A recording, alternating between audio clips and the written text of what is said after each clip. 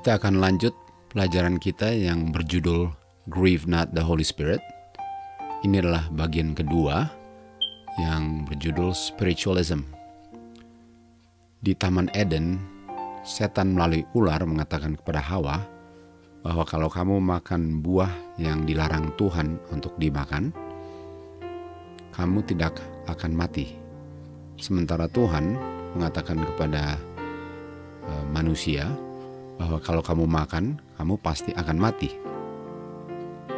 Dan upah dosa adalah kematian.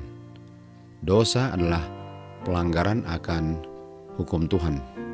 Tuhan sudah berfirman, nggak boleh makan buah ini, dan kalau mereka makan, artinya mereka melanggar hukum Tuhan, dan upahnya adalah mati. Sementara setan bilang, kamu bisa berdosa, kamu bisa melanggar hukum Tuhan, dan kamu tidak akan mati. Dan pemberian Tuhan adalah kehidupan kekal. Tapi pemberian Tuhan itu ialah kalau kamu menurut. Kalau kamu melanggar, kamu akan mati. Jadi di sini kita lihat bahwa setan mengasumsi bahwa dia memiliki kehidupan kekal yang dia bisa berikan kepada Hawa, dan ini adalah satu tipuan yang sangat besar karena setan tidak memiliki kehidupan. Kehidupan itu diberikan oleh penciptanya. Sementara dia bilang, kamu bisa melanggar hukum Tuhan dan kamu bisa hidup. Dan manusia yang melanggar itu mati. Dan karena pelanggaran itu mati, lalu setan bilang, saya bisa berikan kehidupan. Artinya setan bilang bahwa dia ada sesuatu yang hanya dimiliki oleh God. Jadi waktu setan bilang bahwa kamu tidak akan mati, kamu akan tetap hidup walaupun kamu melanggar hukum Tuhan, ini adalah spiritualism atau spiritisme. Inilah tipuan pertama di Eden, dan Hawalah yang tertipu. Jadi untuk bilang bahwa upah dosa itu kematian, sementara orang yang berdosa nggak mati, setan menipu bahwa orang yang berdosa sebenarnya nggak mati.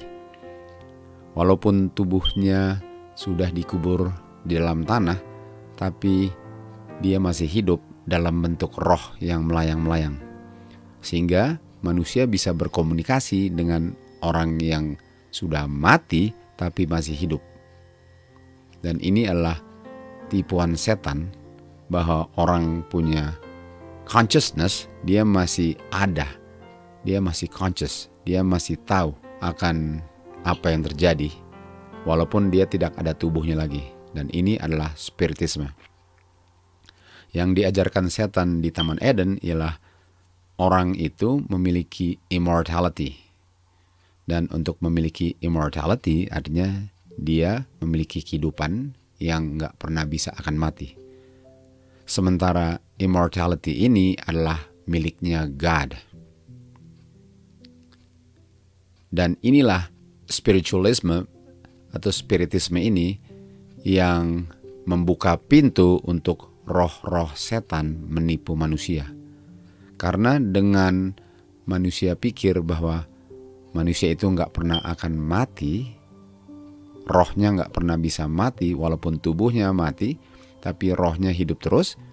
Jadi mereka pikir bahwa mereka bisa berkomunikasi dengan orang-orang yang sudah mati tubuhnya tapi rohnya masih hidup. Jadi waktu mereka berkomunikasi, mereka pikir mereka berkomunikasi dengan orang itu dalam bentuk roh, sementara mereka berkomunikasi dengan roh-roh setan. Ini adalah spiritisme. Spiritisme mengajarkan bahwa orang itu nggak pernah bisa mati, sementara itu adalah hak asasi God. Hanya God yang memiliki immortality. Jadi setan ini sekarang dia mengklaim bahwa dia memiliki sesuatu yang hanya dimiliki oleh God. Untuk klaim bahwa saya memiliki sesuatu yang hanya dimiliki oleh God adalah penghujatan. Di Yohanes 10 ayat 33 dikatakan di sini, penghujatan ialah seorang manusia mengaku atau membuat dirinya seperti God. Ini adalah penghujatan. Artinya setan menghujat dengan dia bilang dia memiliki immortality yang sebenarnya hanya dimiliki oleh God. Ini adalah penghujatan terhadap God. Nah, ini adalah tipuan daripada roh-roh setan. Di 1 Timotius 4 dikatakan bahwa di akhir zaman, di zaman pas sebelum Tuhan Yesus datang, akan banyak orang meninggalkan iman. Atau meninggalkan iman itu artinya tidak percaya firman Tuhan lagi. Karena iman diperoleh dengan mendengar dan mengerti akan firman Tuhan. Jadi banyak orang akan tinggalkan iman, firman Tuhan, dan mereka sekarang percaya ajaran-ajaran iblis. Salah satunya tadi adalah spiritisme. Jadi walaupun bukan dalam bentuk percaya orang mati, sebenarnya masih hidup, tapi mereka percaya roh setan yang mengajarkan spiritisme. Sehingga mereka punya conscience, mereka punya hati nurani sudah seakan-akan sudah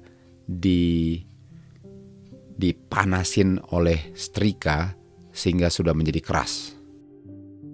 Jadi hati mereka sudah menjadi keras, dan saking kerasnya mereka tidak bisa mengetahui bahwa mereka sedang tertipu oleh ajaran setan atau doktrin setan atau pengaruh setan ini yang bilang bahwa dia memiliki kehidupan yang hanya dimiliki oleh God.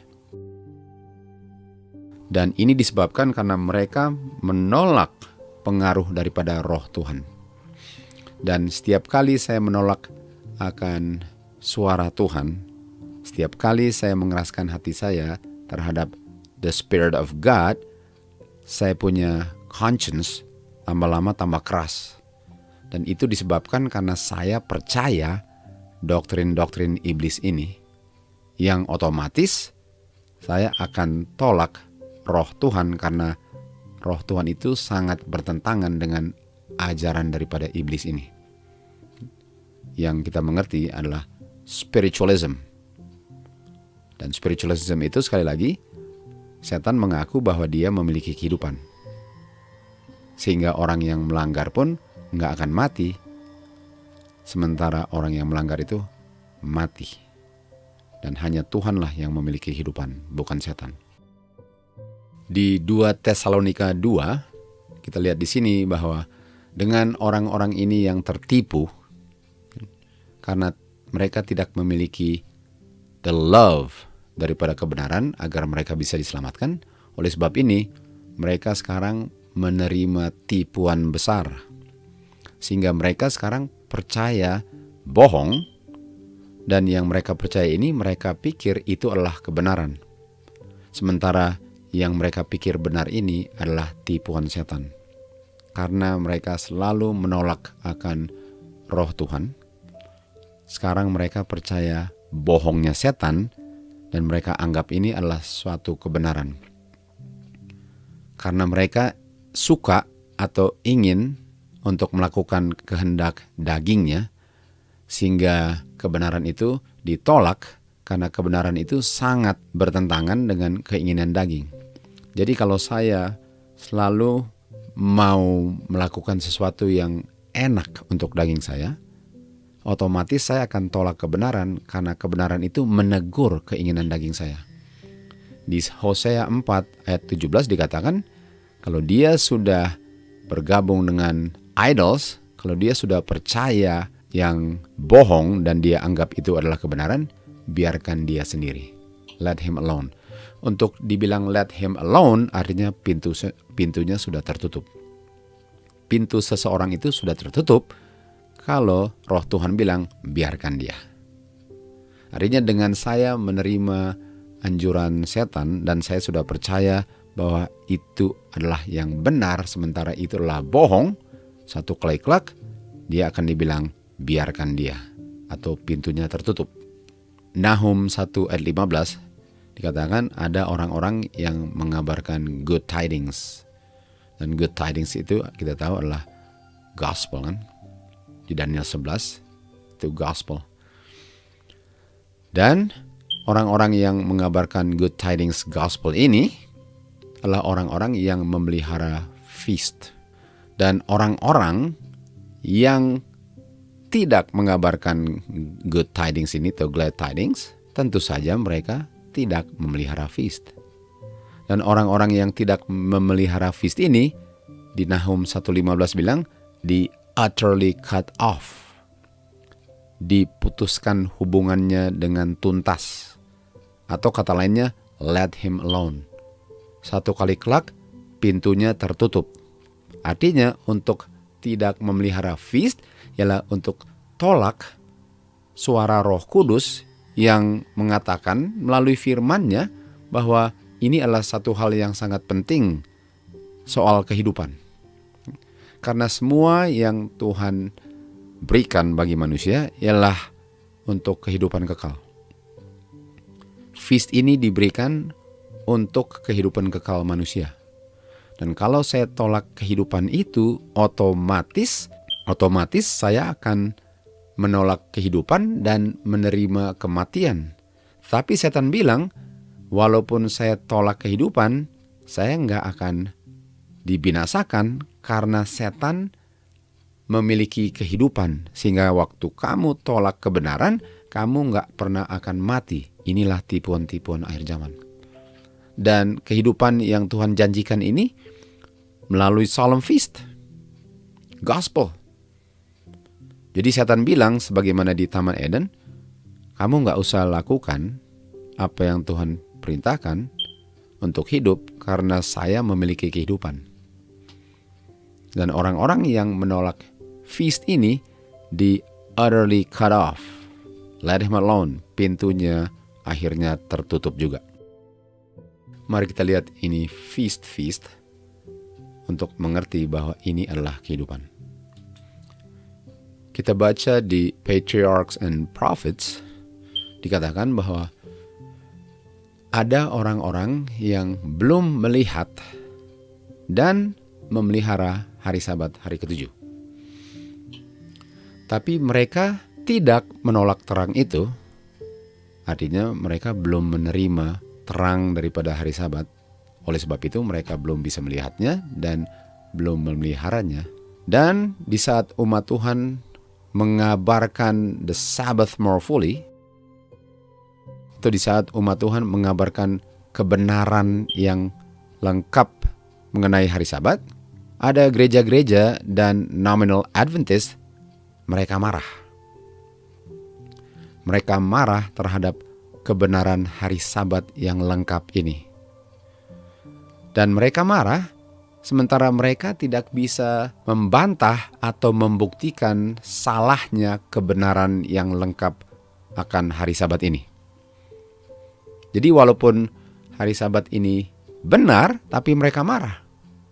Artinya mereka menolak hari Sabat yang lengkap ini bukan karena mereka bisa buktikannya salah.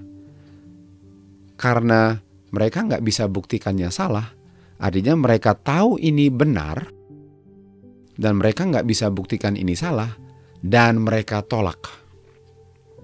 Artinya mereka menolak kebenaran hari Sabat yang lengkap. Jadi apa ini pekabaran hari Sabat yang lengkap ini? Yang membuat mereka marah, yang membuat mereka tolak walaupun mereka nggak bisa lihat salahnya. Jadi kita akan lanjut. Pada saat ini, umat Tuhan ini yang belum melihat dan memelihara hari Sabat dan belum menolak terang itu, bisa melihat bahwa yang mengabarkan pekabaran Sabbath yang lebih lengkap ini, mereka bisa lihat dengan jelas. Artinya yang membuat hari Sabat lengkap adalah sesuatu yang menjelaskan hari Sabat sehingga pengertian mereka tentang hari Sabat lebih jelas atau lebih lengkap. Mereka dengan jelas bisa melihat bahwa yang mengabarkan ini memiliki kebenaran. Yang dilihat juga oleh gereja-gereja dan nominal Adventist dan tolak. Dan mereka keluar dari mereka punya denominasi Babylon dan mereka bersama dengan umat Tuhan yang mengabarkannya dianiaya. Jadi kebenaran apa yang mengungkapkan hari Sabat yang sangat lengkap ini, yang sebelumnya hari Sabat belum dikabarkan dengan lengkap, yang akan menjelaskan dengan sangat jelas arti daripada hari Sabat sesungguhnya, yang ditolak oleh banyak orang. Di Patriarchs and Prophets halaman 311 dikatakan di sini, hari-hari Sabat, untuk menguduskan kekudusan hari Sabat, untuk memelihara kekudusan hari Sabat, untuk orang-orang bisa memelihara hari Sabat dengan lengkap, Sabbath fully. Apa yang Tuhan berikan untuk umat Tuhan bisa memelihara hari Sabat dengan fully? Yearly feast, feast tahunan. Feast tahunan ini diberikan kepada umat Tuhan agar umat Tuhan bisa melihat dengan jelas lengkapnya pengertian hari Sabat agar tidak dilanggar. Jadi kalau yearly feast ini diberikan agar umat Tuhan tidak melanggar hari Sabat, artinya yearly feast ini diberikan untuk kehidupan kekal manusia. Karena semua yang Tuhan berikan untuk kehidupan kekal. Dan kita tahu hari Sabat itu adalah hukum Tuhan. Dan karena hari Sabat itu hukum Tuhan, ini yearly feast ini yang menjelaskan 10 hukum ini sangat penting dan harus menjadi bagian daripada hukum Tuhan, karena inilah penjelasan yang menjelaskan lebih jelas lagi mengenai hukum Tuhan dalam hal ini hari Sabat. Dan tadi kita lihat di Nahum bahwa ada orang-orang yang tidak memelihara feast, artinya mereka nggak bisa memelihara hari Sabat more fully. Dan merekalah yang menolak pekabaran ini karena mereka mengeraskan hati mereka untuk menolak kebenaran Tuhan yang diungkapkan oleh Roh-Nya Tuhan. Namun mereka masih berharap untuk hidup. Mereka masih berpikir bahwa mereka masih bisa menerima kehidupan dengan tolak kebenaran ini. Ini sama dengan Hawa. Karena Hawa waktu dia terima anjuran setan, dia bilang, saya bisa hidup dengan anjuran setan, walaupun saya tolak kehidupan Tuhan, saya bisa terima kehidupannya dari setan. Jadi kalau saya bilang, saya bisa tolak kehidupan yang Tuhan berikan, dengan tidak merayakan feast, saya bisa tolak jaminan kehidupan Tuhan dengan menerima jaminan tipuan penipu ini. Ini namanya spiritualism. Hukum-hukum ini atau yearly feast ini dicatat oleh Musa dan disimpan sebagai fondasi hukum orang-orang Israel ini. Fondasi daripada national law. Yang disimpannya bersama-sama dengan 10 hukum untuk mengilustrasikan 10 hukum agar umat Tuhan bisa mengerti more fully 10 hukum dan khususnya hari Sabat. Dan untuk bisa memelihara 10 hukum dengan sempurna, itulah syarat untuk menerima janji Tuhan kepada umat Israel, yaitu masuk tanah perjanjian. Dan kita tahu tanah perjanjian ini yang dimaksudkan sebenarnya adalah kehidupan kekal di bumi ini setelah 1000 tahun, setelah bumi ini dibersihkan lagi, dibakar, dimurnikan, lalu umat Tuhan bisa tinggal di bumi ini untuk selama-lamanya. Syaratnya ialah untuk menurut 10 hukum more fully. Dan yang membuat more fully pengertian kita adalah ini hukum-hukum Musa, salah satunya yearly feast. Kita lihat di Review and Herald Mei 6, Kristus memberikan kepada Musa prinsip-prinsip keagamaan. Jadi prinsip-prinsip keagamaan ini diberikan kepada umat Israel melalui Musa, dan itulah sebabnya prinsip-prinsip keagamaan ini diberikan kepada Musa untuk disampaikan kepada umat Israel, dan fungsinya ialah untuk bisa menolong umat Tuhan punya kehidupan sehari-hari untuk tidak melanggar 10 hukum. Dan hukum Musa ini, yang sebenarnya adalah hukum Tuhan yang diberikan melalui Musa, namanya statutes. Inilah statutes yang fungsinya ialah untuk umat Tuhan tidak melanggar 10 hukum. Dan statutes ini yang mana bagian daripada statutes adalah yearly feast atau feast tahunan. Statutes ini bukan bayang-bayang yang dipakukan di kayu salib. Dan statutes ini berlaku selama-lamanya ada waktu. Dan waktu nggak akan berakhir. Selama-lamanya prinsip statutes ini, feast ini berlaku selama-lamanya. Karena ini memberikan kehidupan. Dan statutes ini dengan jelas menjelaskan 10 hukum itu. Termasuk hari Sabat. Artinya supaya saya bisa memelihara Sabbath more fully, supaya saya bisa memelihara 10 hukum tanpa melanggar, Tuhan berikan ini statutes. Dia punya statutes yang mana bagian daripada statutes itu adalah feast, supaya umat Tuhan tidak melanggar 10 hukum. Dan 10 hukum itu diberikan untuk orang bisa tahu apa itu yang benar, dan kalau mereka memeliharanya, itulah kehidupan kekal mereka. Tentu saja kuasa untuk menurutnya adalah kuasa Tuhan. Jadi kehidupan yang dijanjikan Tuhan kepada Adam dan Hawa dan keturunannya ialah agar mereka menurut 10 hukum dan tidak melanggarnya, dan diberikan kepada umat Tuhan melalui Musa statutes termasuk feast yang bisa menjelaskan persis apa itu 10 hukum, sehingga umat Tuhan tidak melanggar 10 hukum, agar umat Tuhan bisa menerima kehidupan kekal. Jadi yang setan bikin dengan doktrin spiritismenya ialah kamu nggak perlu melakukan semua ini. Ini semua sudah dipakukan di kayu salib. Kamu nggak perlu. Kamu nggak perlu dengan fully, dengan sempurna memelihara 10 hukum.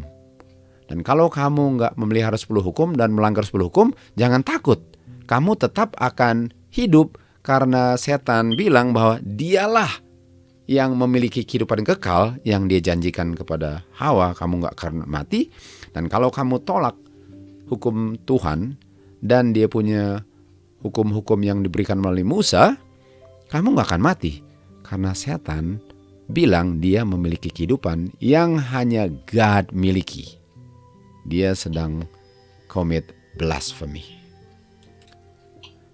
Jadi mari kita lihat siapa yang di cut off. Siapa yang dibilang let him alone. Siapa yang akhirnya pintunya tertutup. Jawabannya adalah orang-orang yang tetap berdosa. Nah, bisa saja dia nggak tahu dia sedang berdosa. Bisa saja dia pikir dia memelihara hukum Tuhan, sementara dia tidak memeliharanya dengan fully sehingga dia berdosa. Jadi bisa saja orang-orang ini pikir mereka menurut 10 hukum. Mereka memelihara hari Sabat, sementara yang mereka pelihara bukan hari Sabat yang fully.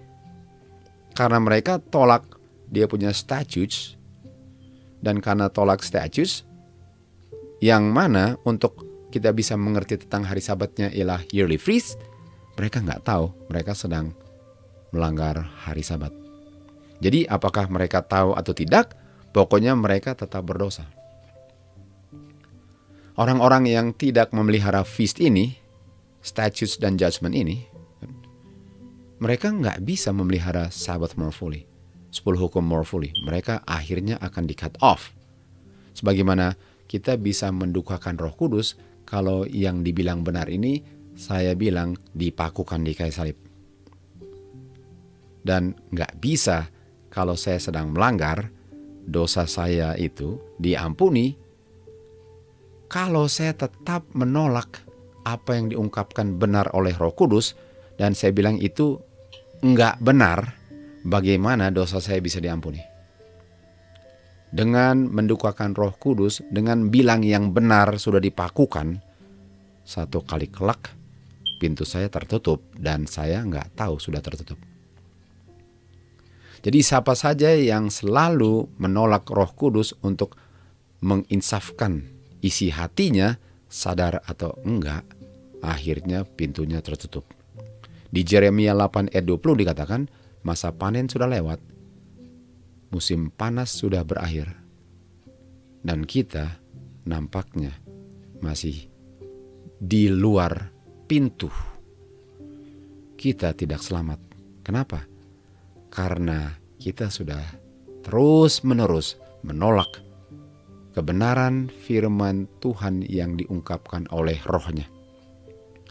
Dan kita bilang ini adalah ajaran setan. Ini adalah ajaran Jesuit. Ini sudah dipakukan di kayu salib. Yang kita sedang dukakan adalah Roh Kudus. Di Ulangan 6 ayat 1 dikatakan, inilah perintah-perintah Tuhan, inilah statutes, inilah judgment, lakukanlah. Lakukanlah. Ayat 2, peliharalah semua statusnya dan semua perintah-perintahnya agar hidupmu bisa diperpanjang. Dan berapa panjang hidupnya kalau kita pelihara semua yang Tuhan sudah tetapkan untuk kehidupan kita, akan diperpanjang selama-lamanya.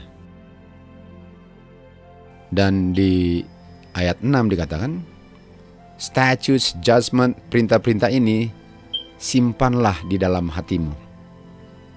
Ajarkanlah kepada anak-anakmu, waktu kamu berbicara kepada mereka, waktu kamu duduk, sampaikan kepada mereka, sementara kamu jalan, sampaikan kepada mereka, sementara engkau berbaring, beritahukan kepada anak-anakmu, dan waktu kamu bangkit berdiri, beritahukan kepada anak-anakmu untuk memelihara semua statutes dan perintah Tuhan dan judgment.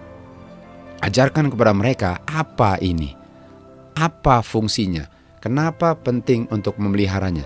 Dan kalau kamu lakukan ini terus dan simpan kebenaran ini di dalam hatimu, itu akan menjadi tanda di tanganmu dan tanda di dahimu. Dan kalau itu menjadi tanda di dahimu, di Wahyu 14, ada orang-orang yang berdiri di Bukit Sion bersama-sama dengan domba, Tuhan Yesus, 144.000 di dahi mereka tercatat nama Bapa. Kita tahu nama Bapa adalah karakternya yang diungkapkan dalam hukumnya. Dan hukum yang lengkap itu adalah hukum berdasarkan pengertian status dan judgment-nya. Kita bisa mengerti karakter Bapa dengan sempurna kalau kita terima apa yang Tuhan berikan kepada kita untuk bisa mengerti 10 hukum. Dan 144.000 ini memiliki pengertian yang fully mengenai karakter Bapa yang diungkapkan melalui hukumnya, dan hukumnya bisa dimengerti karena mereka mengerti status dengan judgment dan memelihara semua yang sudah diperintahkan untuk kebaikan dan kehidupan kekal umat Tuhan.